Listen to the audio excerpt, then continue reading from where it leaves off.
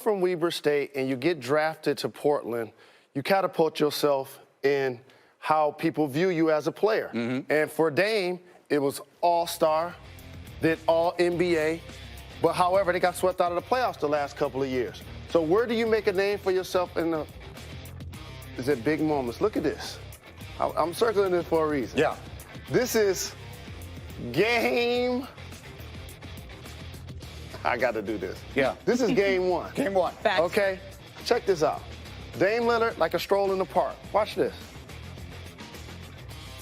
Everybody's set, thinking, okay, we got to get ready to play defense. Here go a little pick and roll action and all of this good things happening. And look at this. This dude just raises up, Greeny. He's taking that shot. What you're saying is that 20 seconds into the series, he's taking that shot from And he's there. doing it so casually. Correct. So this is what you call throwing a haymaker. I'm the leader of our team. We got swept out of the playoffs the last 2 years. This guy is talking crazy to me, okay?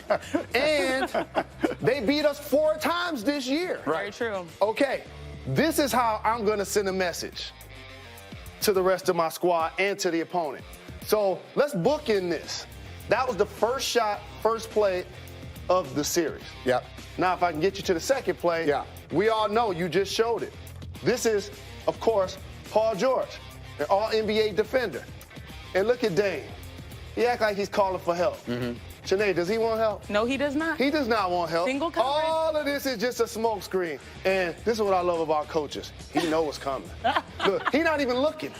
Just think about it. The ball is right here. The coach, not even looking. He knows what's coming. And this is what I love about being a Curry brother. He knows what's coming, too. He's like, uh-oh. Okay, look how I'm looking at the bench. Chilling. Check this out. So now Dame, he like, no, matter of fact, just move out of the way. I got this. And as he looks at the situation, he gonna make sure they get the final shot. Like, that's a game winner with all zeros on the clock, Greeny. And for a guy like Dame in the playoffs, big moment, when you get a chance to send, now, I like Raymond Felton a lot. Yes, I know. I like him a lot. But he's playing a lot of playoff minutes, okay? He makes me feel confident in a comeback. Okay, so there's more. And this is the meme forever. Yeah. Look at Dame. Yeah. This is living your best life. Yes, sir. Okay, and this is a guy, like, wait a minute, y'all gotta get off me. Y'all suffocating He's like, help, Right? help. And that's how you get into superstar status. You do it on the biggest stage, the biggest moments, when Yes, sir. everybody's watching. That's what Dame was able to accomplish. Is that dumb I am? I was going to ask you 2 actual basketball questions, like should Paul George have given him that shot, and did Billy Donovan be saying something to him about going to guard him? But you know what? That was a heck of a lot more entertaining. All right, well done. We'll have more on that as we go, but let me get you back to the draft. Actually, back to the NFL, because we have interesting news. Steelers news. Sources telling our Adam Schefter that Pittsburgh and Ben Roethlisberger are getting close to finalizing a contract extension. Roethlisberger is 37.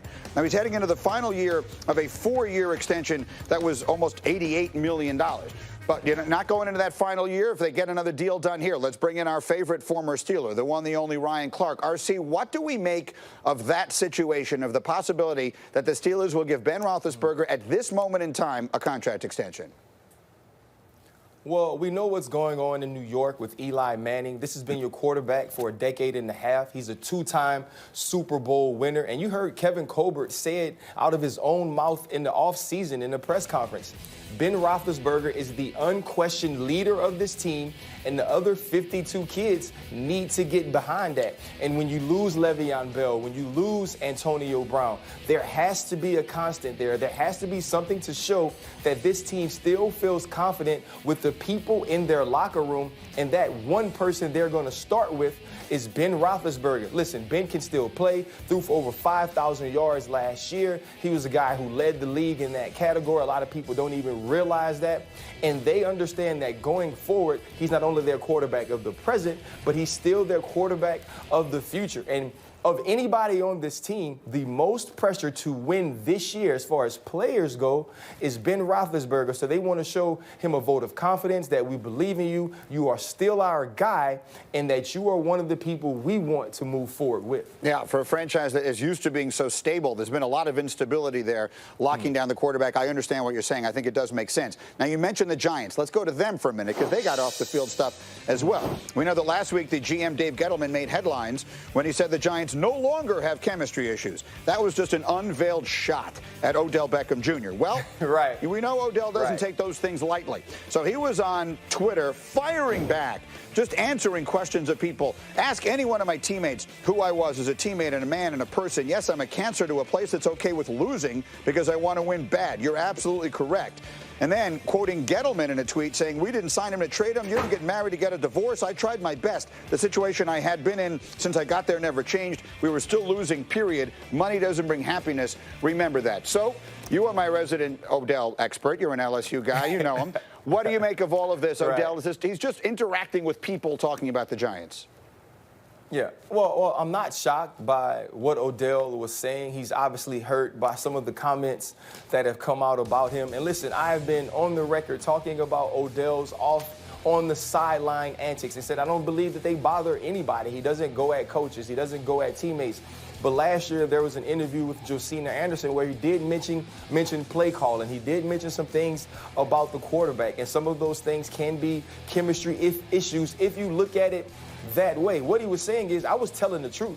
I got $95 million. I'm now the franchise guy. I'm telling you what's going on in this locker room. I train Landon Collins. I go back to talking to him many times about Odell Beckham Jr. He loves the guy, thinks he's a great teammate, a great friend. Obviously, Jarvis Landry is a guy who still feels that way about Odell from LSU. Saquon Barkley, Sterling Shepard, all of these guys were legitimately hurt when Odell Beckham was traded from this team because he is a good teammate, because he is a good locker room guy. You don't celebrate a guy getting money in the way that the New York Giants threw a party for Odell Beckham Jr. if he's a bad teammate. What's happened here is Dave Gettleman has obviously chosen a side. That side is Eli Manning's side. Eli Manning is a guy who he said they believed had something left in the tank going into last year. And I don't know what type of goggles he has on, but he said Eli Manning actually showed him that he did. If he does have something left in the tank, it's not a Ferrari, it's not a Mercedes, it is a moped. And he does not need to be quarterbacking this team. But when you side with that guy, you have to get the other guy who is talking about him or who is telling the truth about him out of the locker room. And that's what Dave Gettleman did. That's an excellent point. And look, if you look at the thread of commonality between these two stories, in both cases, the franchise sides with the veteran quarterback. RC, well done. I'll see you down there. I'm on my way down to Nashville. I'll see you in a little while. Meanwhile, we will continue here this morning on Get Up. All eyes on the Cardinals.